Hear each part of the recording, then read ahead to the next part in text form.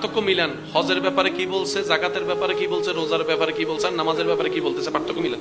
চারোটাই কিন্তু আল্লাহর, চারোটাই আল্লাহর।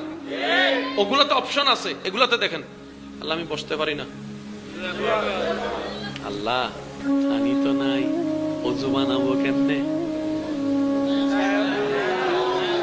জোরে জোরে জোরে, আল্লাহ আমি সফরে যাইতেছি, পুরাটা পারবো না, কসর পর কসর পর কসর পর, আল্লাহ আমি গাড়ি দাঁড়াইতে বলছি, গাড়ি দাঁড়াই নাই, আমার কোনো দোষ নাই, কজাবর।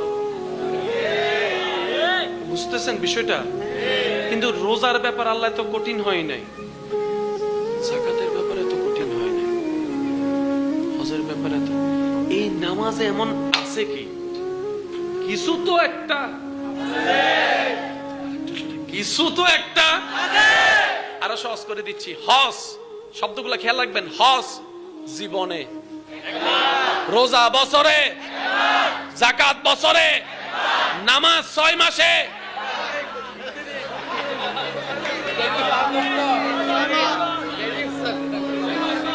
হজ জীবনে, অঙ্কটা দেখেন, হজ জীবনে, যাকাত জীবনে, বছরে, রোজা বছরে, নামাজ ডেইলি,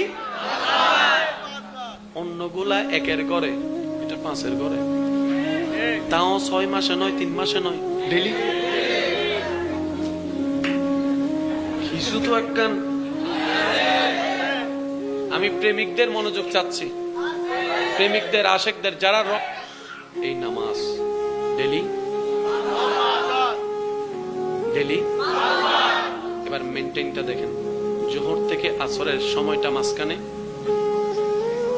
জোহর থেকে আসরে, এটা জুমার দিন খেয়াল করলে তো বোঝা যায়। জুমার নামাজ পড়ে এসে ঘরে খাওয়া দাওয়া করতে না করতেই তো অনেকেই বলে কই এখন না জুমার নামাজ পড়িয়েছি, তখন পিছন থেকে আরেকজনে বলে ওরা আজরা আজান দিয়ে দেন, অয়াত শেষ হইজার করতে, অয়াত শেষ হইজার করতে, অয়াত শেষ হইজার করতে, হবর টাইম, এই দে হবর টাইম, হবর টাইম। তো জোহর থেকে আসরের সময়টা দেখেন, আসর থেকে মাগরিব, মাগরিব থেকে এশা, এশা থেকে ফজর,